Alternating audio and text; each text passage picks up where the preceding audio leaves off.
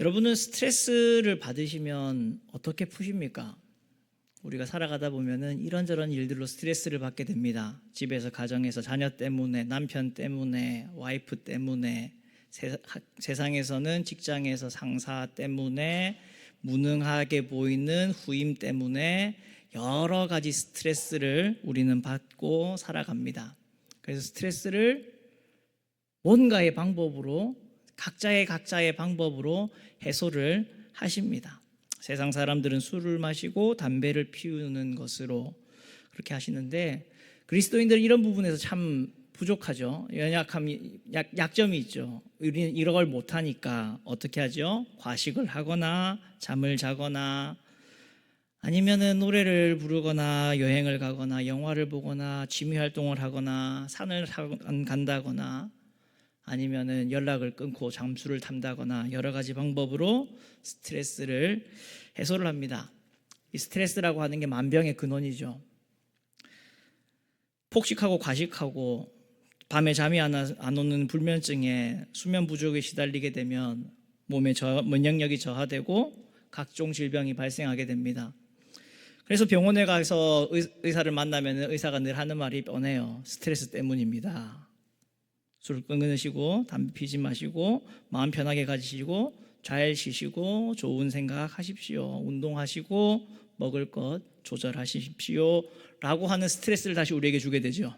병원에 갔다 왔는데 스트레스 다시 받아요. 더 스트레스를 받게 되는 이런 악순환이 계속 반복되고 되게 됩니다. 우리는 지난 시간 시편 42편 1절에서 5절까지의 말씀을 가지고 우리가 과거의 슬픔을 딛고 우리는 내 영혼아 어찌하여 낙심하며 어찌하여 내 속에서 불안해하는가? 너는 하나님께 소망을 두라. 그가 나타나 도우심으로 말미암아 내가 여전히 찬송하리로다라는 찬양을 불러야 하는 것을 여러분과 함께 생각해 보았습니다. 오늘 우리 6절에서부터 11절의 말씀을 가지고 현재의 고난 중에도 우리가 부를 노래라는 제목으로 여러분과 함께 이 말씀을 생각을 해 보고자 합니다. 오늘 우리가 읽었던 시편의 시인도 그 과거로부터 그리고 현실로부터 오는 이러한 스트레스를 피하기 위해서 먼 곳으로 여행을 떠났습니다. 기본 전환을 위한 여행을 떠났지요. 요단 땅과 헤르몬 산과 미살 산으로 갔습니다. 뭔가 좋은 것들을 보면, 뭔가 웅장한 것들을 보게 되면 우리의 마음이 좀 편안해지고 그 가운데에서 좀 기분도 전환되고, 그렇기 때문에 이 시인도 그렇게 먼 곳으로 웅장한 것을 찾아서 떠난 것 같습니다. 그런데 여러분, 그게 도움이 될까요? 우리가 기분 전환을 위해서, 우리가 스트레스 해소를 위해서 우리가 택하였던 그러한 방법들, 앞에 말씀드렸던 잠을 잔다거나 먹을 것을 먹는다거나 여행을 간다거나 뭔가 영화를 보거나 취미생활을 한다거나 그런 것들이 도움이 됩니까? 일시적인 도움은 되지만 오늘 우리가 읽었던 시인은 그렇게 이야기를 하고 있습니다. 내 하나님이여, 내 영혼이 내 속에서 낙심됨으로 내가 요단 땅과 헤르몬과 미살산에서 주를 기억하였나이다. 주의 폭포 소리에 깊은 바다가 서로 부르며 주의 모든 파도와 물결이 나를 휩쓸었나이다. 뭔가 장엄한 것을, 위대한 것을 보면은 마음이 뻥 뚫릴 것 같았는데 이 자연 앞에 오히려 내 심령은, 내 마음은 더 위축되어 버리고 압도되어 버립니다. 뭔가에 맛있는 걸 먹으면 기분이 좀 풀리겠지, 기분이 좀 좋아지겠지, 그렇게 먹었더니 결국에 남는 거는 위궤양밖에 없었어요. 좀 잠을 자고 일어나면 괜찮겠지 하고 수면제도 먹어보고 잠을 잤는데 일어났더니 머리만 띵한 그런 일밖에 없는 겁니다. 여행 갔다 오면 뭔가 마음이 괜찮아지겠지 하고 갔다 왔는데 여전히 그 사건, 그 문제는 그대로 남아 있어요. 잠깐 내 마음에 위로를 주는 것 같았지만 결국 우리는 변하지 않는 문제 앞에서 다시금 압도를 당하게 되고 맙니다. 눌리게 되고 심지어 거기에 더 큰 공포를 느끼게 되는 겁니다. 아무리 다른 도피처를 찾아보지만 그곳에는 참된 도피처가 존재하지 않습니다. 여전히 나를 누르는 현실은 여전하고 여전히 원수들은 나의 형편을 보면서 조롱을 합니다. 9절과 10절이죠. 내 반석이신 하나님께 말하기를 어찌하여 나를 잊으셨나이까? 내가 어찌하여 원수의 압제로 말미암아 슬프게 다니나이까 하리로다. 내 뼈를 찌르는 칼같이 내 대적이 나를 비방하여 늘 내게 말하기를 내 하나님이 어디 있느냐 하도다. 뭔가의 기분이 전환될 줄 알았는데 현실은 여전하고 여전히 원수들은 나의 삶을 바라보면서 박해합니다. 핍박합니다. 조롱합니다. 도대체 네가 믿는 하나님이 어디에 살아있다는 거냐? 네 삶의 모습을 보았는데 도저히 살아계신 하나님의 모습을 나는 못 느끼겠다. 우리를 보며 조롱합니다. 그리고 우리에게 말하죠. 정신 차려라. 헛일 하지 마라. 시간 낭비하지 마라. 우리가 마주하고 있는 현실이 이와 같습니다. 우리도 여러 가지 도피처를 찾아보았지만 그 도피처가 우리에게 참된 위안을 주지를 못했습니다. 오늘 살아가는 우리 역시도 지금도 여전히 스트레스 속에서 스트레스를 받으며 스트레스가 스트레스를 부르는 그러한 삶을 우리는 살아가고 있습니다. 이 변하지 않는 현실 속에서, 이 계속되는 스트레스의 현실 속에서 우리는 어떻게 살아야 하는 겁니까? 어떻게 살아가는 것이 그리스도인다운 모습일까요? 시인은 이런 현실 속에서 오늘 11절 이렇게 노래를 하고 있습니다. 11절 말씀 우리 같이 읽어볼까요? 같이 읽습니다. 시작. 내 영혼아 내가 어찌하여 낙심하며 어찌하여 내 속에서 불안해하는가? 너는 하나님께 소망을 두라. 나는 그가 나타나 도우심으로 말미암아 내 하나님을 여전히 찬송하리로다. 과거의 슬픔을 디디면서 그가 불렀던 찬양이 바로 이 찬양이었습니다. 내 영혼아 내가 어찌하여 낙심하며 내 속에서 불안해하느냐? 너는 하나님께 소망을 두어라. 그가 나타나 도우심으로 말미암아 내가 여전히 찬송하리로다. 그렇지만 그 찬양을 불렀던 그 찬양이 오늘을 살아가는 스트레스를 받으며 현실을 극복하지 못하며 살아가는 우리에게 역시 동일하게 찬양으로 불러져야 되는 겁니다. 내 영혼아 내가 어찌하여 낙심하며 어찌하여 내 속에서 불안해하느냐? 너는 소망을 하나님께 두라. 나는 그가 나타나 도우심으로 말미암아 내 하나님을 여전히 찬송하리로다.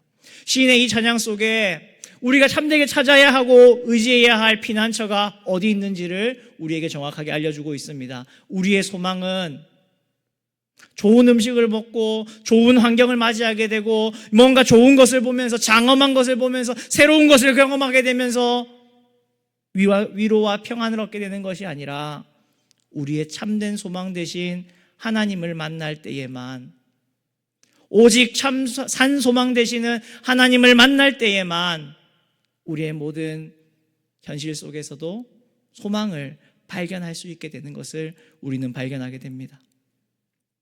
사랑하는 성도 여러분, 그렇습니다. 우리에게는 변하지 않는 산 소망이 있습니다.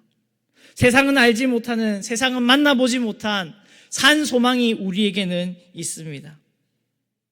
베드로전서 1장 3절 말씀에 베드로는 이렇게 이야기를 합니다. 우리 주 예수 그리스도의 아버지 하나님을 찬송하리로다. 그의 많으신 긍휼대로 예수 그리스도를 죽은 자 가운데서 부활하게 하심으로 말미암아 우리를 거듭나게 하사 산 소망이 있게 하시며. 베드로 사도가 이 베드로전서 편지를 보낼 때에 초기 기독교의 형편은 좋지 않은 상황이었습니다. 박해가 시작되고 있었고 그것을 피해서 여러 곳으로 흩어진 나그네들에게 베드로 사도는 베드로전서, 베드로후서 편지를 보내게 됩니다. 그러나 그 보내는 사람들에게, 그 수신자들에게 베드로는 이야기합니다. 우리 주 예수 그리스도의 아버지 하나님을 뭐 할 것이라고요? 찬송할 것이라고요. 왜요? 뭐가 있기 때문에요? 우리에게는 산 소망이 있기 때문에요. 세상 사람들의 눈으로 보기에는, 세상의 눈으로 보기에는 쫓겨다니는 것 같고 현실을 극복하지 못한 것 같고 압도당하여서 도망을 친 것 같은 그러한 흩어진 나그네인 것 같은 사람들에게 우리에게는 뭐가 있다고요? 산 소망이 있다고 이야기를 하고 있습니다. 히브리서 6장 18절 19절에서도 이렇게 이야기를 합니다. 이는 하나님이 거짓말을 하실 수 없는 이 두 가지 변하지 못할 사실로 말미암아 앞에 있는 소망을 얻으려고 피난처를 찾은 우리에게 큰 안위를 받게 하려 하심이라. 우리가 이 소망을 가지고 있는 것은 영혼의 닷 같아서 튼튼하고 견고하여 휘장 안에 들어가나니, 이렇게 이야기하고 있습니다. 하나님이 우리의 소망 되시고 그 소망 되신 하나님께 피난처를 찾는 우리에게는 우리가 가진 이 소망을 뭘로 만드신다고요? 튼튼한 닷과 같이 견고하게 만드신다고요. 세상의 풍파가 아무리 강해도 흔들리지 않는 것처럼 굳건한 믿음의 닻을 하나님께 내려서 파도에 떠내려가지 아니하고 바람에 휘말리지 아니하도록 만들어주는 우리의 산 소망 하나님이 계시기 때문에 우리는 뭐 할 수밖에 없을까요? 찬송할 수밖에 없습니다. 골로새서 1장 27절의 말씀에서도 사도 바울은 옥에 갇힌 상태에서도 이렇게 이야기를 합니다. 하나님이 그들로 하여금 이 비밀의 영광이 이방인 가운데 얼마나 풍성한지를 알게 하려 하심이라. 이 비밀은 너희 안에 계신 그리스도니 곧 영광의 소망이니라. 하나님이 우리에게 비밀의 영광을 숨겨두셨다라고 이야기를 합니다. 풍성하게 우리 속에 숨겨두셨다라고 이야기합니다. 그 소망이 무엇이냐? 우리 속에 계신 그리스도 예수, 영광의 소망이 우리에게 있기 때문에 사도 바울은 감옥 속에서도 골로새 교회를, 에베소 교회를, 빌립보 교회를 위로할 수 있었던 겁니다. 여러분의 마음속에 이 소망이 있지 않으십니까? 살아있는 산 소망이신 하나님이 여러분의 마음속에 있지 않으십니까? 그렇기 때문에 우리는 이 고난 중의 현실 속에서도 이 시인처럼 노래할 수 있어야 합니다. 우리가 이 현실에 압도당하고 무릎 꿇고 이 현실 때문에 눈물을 흘리며 한탄하는 일이 있다 하더라도 우리가 다시 하나님을 바라볼 때 우리는 다시금 이 소망의 찬송을 부를 수 있게 될 것입니다. 사랑하는 성도 여러분, 다시 한 번 더 말씀드리지만 꼭 명심하십시오. 우리에게는 변함없는 흔들리지 않는 산 소망이신 하나님이 있습니다. 성도에게는 가장 강력한 피난처인, 가장 강력한 조력자인 하나님이 여전히 살아 계십니다. 오늘을 살아가는 세상이, 이 세상 속에서 우리의 신앙을 지켜나가기는 어쩌면 점점 더 어려워져 갈 겁니다. 세상의 조롱은 이미 시작되었고 예수 그리스도를 믿는다는 것은 이제는 어쩌면 떳떳하게 세상 사람들에게 내보일 수 없는 부끄러운 일이 되어버린 것 같은 이 현실을 이제 우리는 살아가야만 합니다.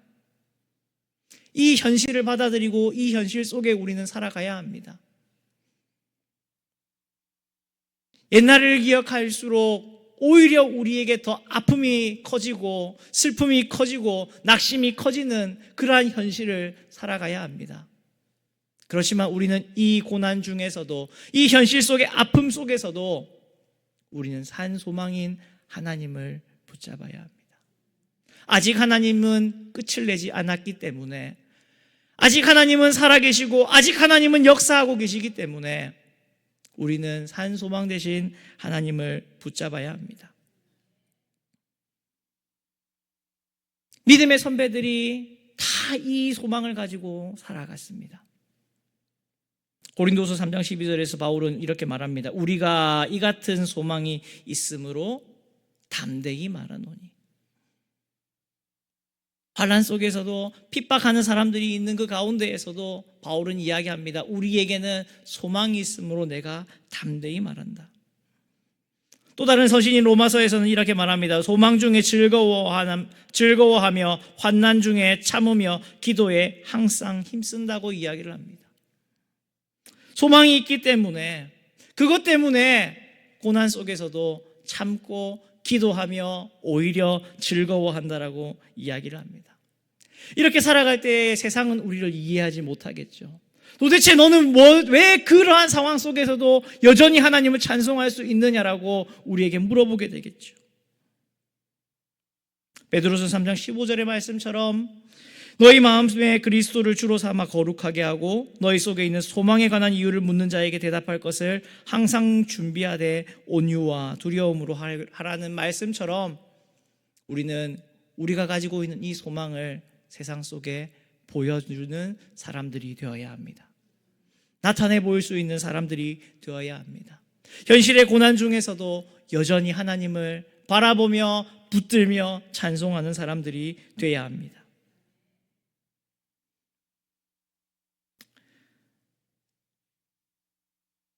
오늘 설교가 듣고 여러분의 집으로 돌아간다고 하더라도 여러분을 억누르고 있던 문제는 여전히 큰 것처럼 보이고 여전히 사나운 맹수같이 보일 겁니다. 변함이 없는 것처럼 보이게 될 겁니다. 그렇지만 우리는 이 현실 속에서 오늘 이 시편의 기자가 노래하였던 것처럼 이 현실, 고난의 현실을 뚫고 우리 역시도 이 찬양을 부를 수 있어야 될 것입니다. 내 영혼아, 내가 어찌하여 낙심하며 어찌하여 내 속에서 불안해하느냐. 너는 하나님께 소망을 두라. 너는 하나님께 소망을 두라. 나는 그가 나타나 도우심으로 말미암아 내 하나님을 여전히 찬송하리로다. 이것이 오늘을 살아가는 우리가 불러야 할 찬양입니다. 사랑하는 성도 여러분, 그리스도인은 현재의 고난에 좌절하고 끝나는 사람들이 아닙니다. 우리에게는 영원한 산 소망이신 하나님이 계십니다. 그분을 갈망하는 삶을 살아가야 합니다. 시편 기자가 노래하였던 것처럼 목마른 사슴이 시냇물을 찾는 것처럼 답답한 상황 속에서도 고난 속에서도 우리의 소망을 하나님께 두고 하나님이 나타나 도우실 것을 기대하며 바라보며 여전히 하나님을 찬송하는 사람들이 되어야 합니다. 그리스도인은 시험과 환난을 당하지 않는 사람들이 아닙니다. 그 속에서 세상에게 다른 답을 보여주는 사람이라고 말씀드렸습니다. 그러한 환경 속에서, 그러한 상황 속에서 다른 삶을 살아가는 것이 그리스도인이라고 말씀드렸습니다. 그 속에서 다른 찬양을 부르는 사람들입니다. 어떤 찬양이요? 11절 다시 한번 우리 마지막으로 읽어보도록 할까요? 내 영혼아, 내가 어찌하여 낙심하며 어찌하여 내 속에서 불안해하는가? 너는 하나님께 소망을 두라. 나는 그가 나타나 도우심으로 말미암아 내 하나님을 여전히 찬송하리로다. 이 찬양이 오늘을 살아가는 여러분의 찬양이 될 수 있기를 주님의 이름으로 축원드립니다. 이러한 찬양으로 현실 속에서도 참고 인내하여 나타나 도우시는 하나님을 만나 뵙게 되는 우리 모든 성도님들 될 수 있기를 주님의 이름으로 간절하게 부탁을 드립니다. 우리 같이 찬양 부르며